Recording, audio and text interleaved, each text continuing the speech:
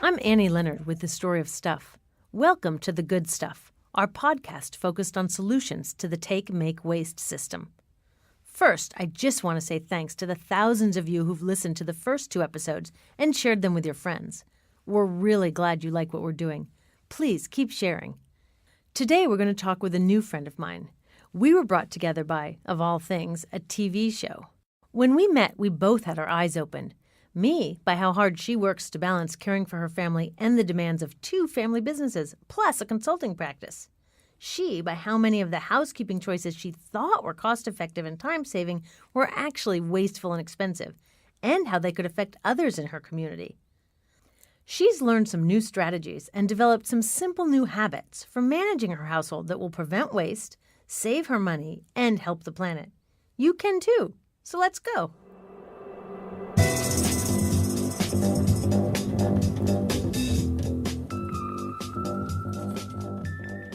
Meet Carla Trotman, who lives outside Philadelphia. She works full-time in her family's electronics business.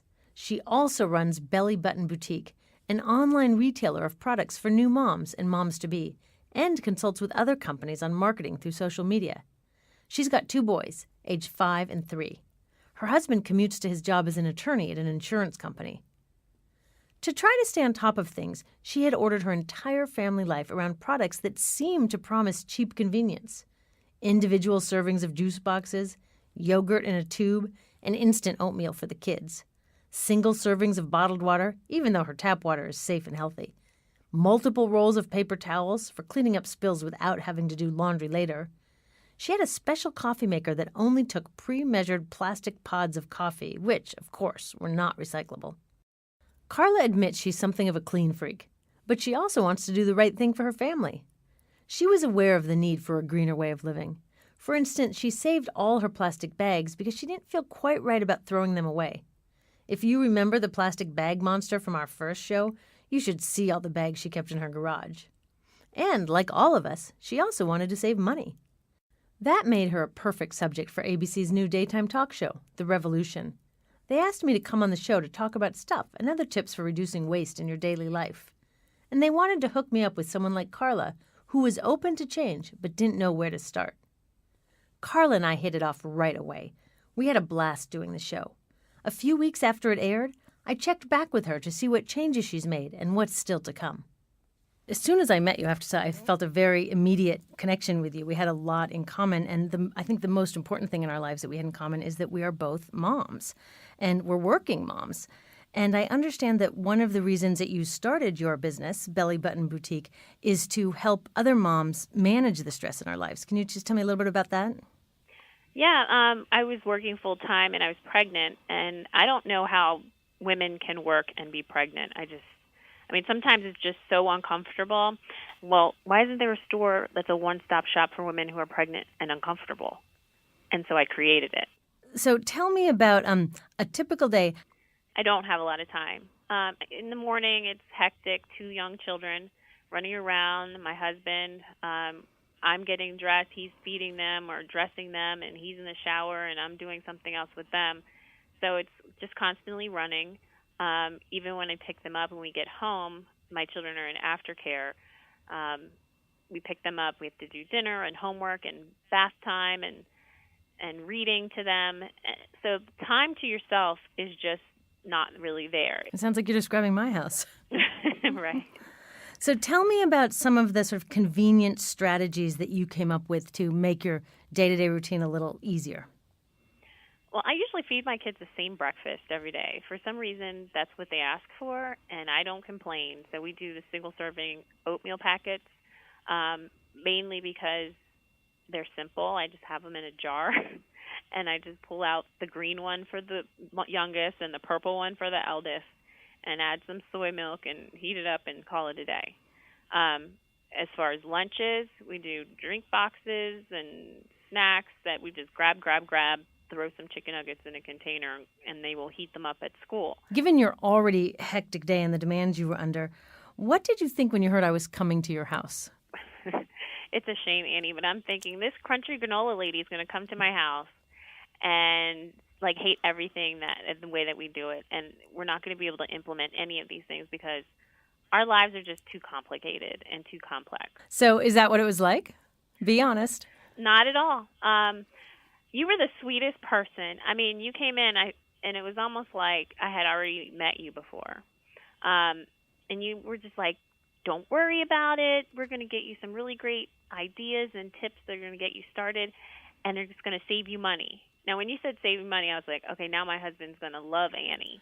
Well, I think that's one of the most important lessons about this stuff is that a lot of the ways that we can reduce waste, also reduce the money that we spend on a day-to-day basis. So after going through your house and looking at your routines, which, as I can totally relate to as a busy working mom too, we came up with 3 tips that we wanted to focus on as a great first step to start reducing the waste coming out of your own household. And those were ditch the disposables, because there was a lot of disposable, single-use things that not only create a huge amount of waste, but are wasting hundreds and hundreds of dollars every year. The average family spends hundreds of dollars on things that you use once and then throw away. So ditch the disposables. Pay attention to packaging. There's some things that have a lot more packaging than other things, and just starting to develop that sort of muscle of looking at the packaging in the store and choosing the things with less packaging is another way to save money and reduce waste. And then the third thing was to enroll others. And the reason that we came up with that is that it is a lot easier to make change if you're not doing it alone. If you have friends and neighbors, the school, your kid's school, members in your church, if you enroll others, you have company and a support group, and also it's a way to magnify your voice. Can you just sort of tell me, how's it going on those 3? Have you been able to implement any of those? It's interesting. Right now, we're in the Lenten season with my church. We are to give up. We're doing this fast where you give up everything processed and just go to the natural way of eating. That has helped in my whole goal of reducing packaging, but in and of itself, because I'm eating fresh fruit and fresh vegetables and cooking a lot of things from scratch. We're not doing a lot of packaged heat-ups and things that come in boxes and containers and papers. A lot of the things are just being prepared just naturally. So we're actually losing weight on top of saving money during this fast because we're eating better. That is such an example of the ripple effect of benefits of doing this kind of thing, because you are reducing the waste that's produced by far. It's definitely more healthy. And the more fresh your food is, usually the shorter distance it has traveled. So that means you're also reducing the carbon footprint or the amount of energy it took to get this food to you. And if we're losing weight at the same time, that really is a win-win-win situation. Yes. So one of the challenges that you brought up, which is a very common one, is what to do about all the disposables that you need for kids' birthday parties or big barbecues. Because you don't want to use your good china for your kids' birthday parties. You don't want to wash 500 dishes and then store them forever in your garage. Your garage would get so full with all this stuff. So one of the ideas we came up with was a sharing shed, or a community sharing shed. I have seen places all over the country where neighbors get together, get a little shed, and they have in there lots of wine glasses or lots of birthday banners or whatever it is that you need for group events that you have maybe once or twice a year and you just don't need to own and store the whole time. What did you think of that idea? Oh, I love that idea, especially because our community is still growing. It's still under construction. So I believe that I could get the builders into it as another selling point for the development to show that it's very community-oriented. That is a great idea. I've read a study recently that the average amount of time a power drill is used is about 20 minutes a year. Yet we all have all this stuff in our garage. So if we can share, not only are we buying less stuff, not only are we wasting less stuff, but a huge side benefit is you have to talk to each other to share. And so it's a great community building approach. Actually, sharing is having such a resurgence now in this country that there's a new fancy name for it. It's now called collaborative consumption. I often say formerly known as sharing. Oh. When I toured your house, you did show me your incredibly impressive plastic bag collection, that you had a giant bag full of probably hundreds of plastic bags that you had collected for months because for some reason you felt like it wasn't quite right to throw them away. Can you tell me about those bags and why were you saving them? I wasn't saving them on purpose. I'm not a collector. When I would go grocery shopping, they had a giant bin outside in the vestibule that said, "Bring your bags here to be recycled." And I said, "Oh, that's wonderful. Now I don't have to throw them in the trash. I can just take them in." But every time I would go shopping, I wouldn't bring them with me. And then it's almost like, well, if I'm bringing them with me, why wouldn't I just bring them and use them? Why am I bringing them back to just get new bags? That's an excellent point. That's such a no-brainer. So you had an extra incentive to reduce your waste because you live near a garbage incinerator. I was really surprised when I started looking at the map before I came to your house to see that just 15 miles upwind is a gigantic trash incinerator, which takes all the garbage from your area and then burns it. And so the smoke that's coming out of that thing is going to go right over your community. How did you feel when I told you about that news? Because I didn't even think about where the trash went, I was surprised. I didn't know where the trash went at all, and I didn't care. My 5-year-old has asthma, and he has trouble breathing. And I thought at first, it's seasonal, or if he's sick, that it's based on, his cough is just based on the seasonal, the pollen or whatever. But now it's winter, and when he goes outside, he's getting sick. And it just almost all made sense. It's what he's breathing in. It's his environment. And the one thing that I can do to help him and his asthma is change the way that I throw things away and what goes into that incinerator.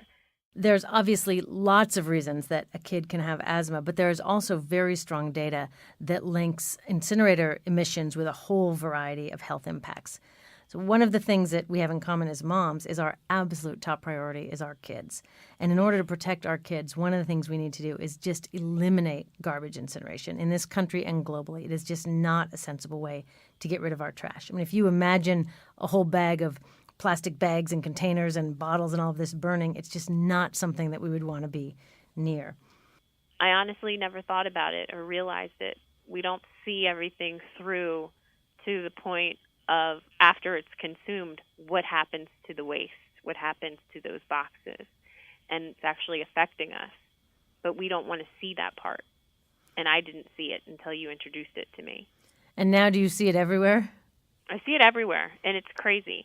It's absolutely crazy. Even when I go to a kid's birthday party at one of those like kiddie restaurants, and they have all the paper plates out and the plastic tablecloths and the balloons and all that junk out on the table, now it kind of freaks me out.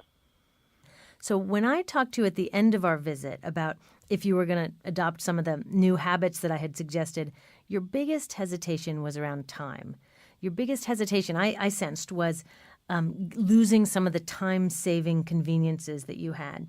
And I suggested to you that while it might take more time to wash the cloth towels rather than just open a new bag of disposables or a new package of disposables, that actually you'll be saving time in other ways. You don't have to be going to the big box store to get all these containers and disposable things. You don't have to restock on single-use water bottles. You don't have to be hauling as much stuff out to the curb and the garbage.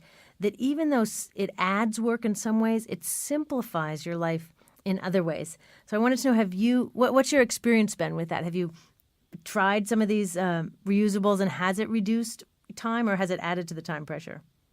It's reduced it because my kids love the containers that you gave them with the straw, the drinking containers. And instead of taking juice, they like to fill it with water because we have the water dispenser on the refrigerator. So they've almost taken ownership of that. Like, oh, I have to get the water for my lunch. So now I'm not even giving them juice for lunch. So that's been amazing.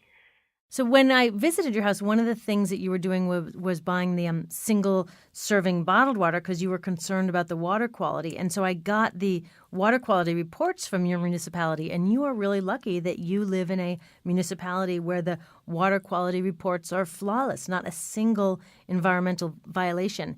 And I encourage the listeners of this podcast to get online. We have the link on our website. Anybody can get the information about the water quality in their district for free, and you can find out if your water has environmental violations or if it's perfectly fine to drink.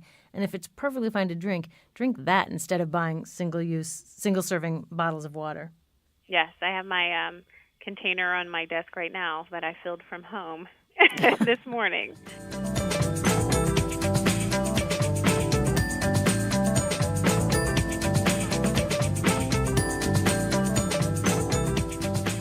Another big change for Carla is that now she has a greater awareness of how her waste can affect her family's health and the health of other people.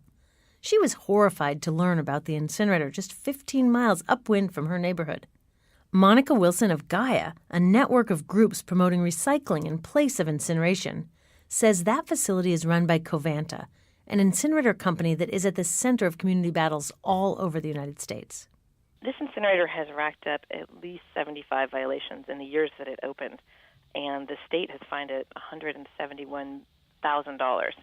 An incinerator is a really bad and outdated idea, which is that you take your garbage and light it on fire and try to get a little bit of energy out of it. But in the process of doing that, incinerators release a lot of toxic pollution, and they're very expensive. They're just a really bad choice to make. Isn't it better to burn it and capture a little bit of energy than to just waste it all by dumping it in a hole in the ground? Well, the incinerator industry would like us to believe that this is an energy solution, but it's not. It's the opposite of that, in fact, because we could save far more energy if we took those materials and recycled them. And making new products with recycled materials saves 3 to 5 times as much energy as you can get out of an incinerator. They create almost no energy. Recycling is part of the solution, but really we have to take a step back and look at all of the waste that we're dealing with, all the stuff that goes through our households, goes through our businesses every day. And instead of just looking at recycling, we need to look at zero waste. We need to think about how do we reduce, how do we reuse, how do we change processes so that materials and the stuff that we use, the products that we use can last longer and can be recycled or composted at the end of life.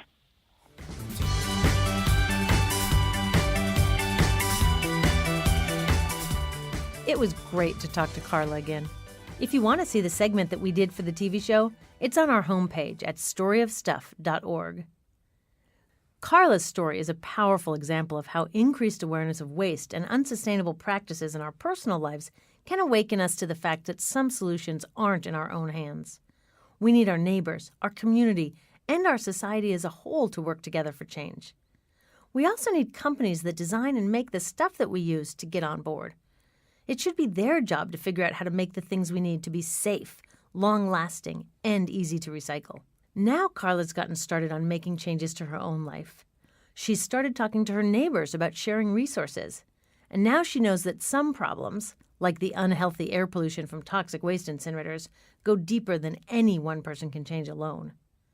Monica Wilson is going to put Carla in touch with other people who are working to change the system that sends tons of waste that could be recycled, composted, or turned into useful products to be burned.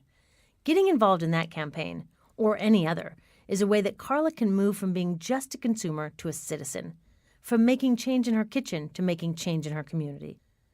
How about you? What can you do to exercise your citizen muscles to reduce waste and solve other problems?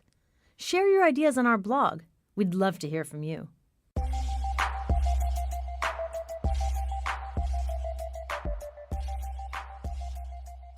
That's it for this episode. Our show comes to you from the studios of Youth Radio in Oakland, California. Our engineer is James Rowlands. Post-production by Brandon McFarland. The Good Stuff is produced by Bill Walker. We'll have another show up next month. Until then, so long and keep sharing the good stuff.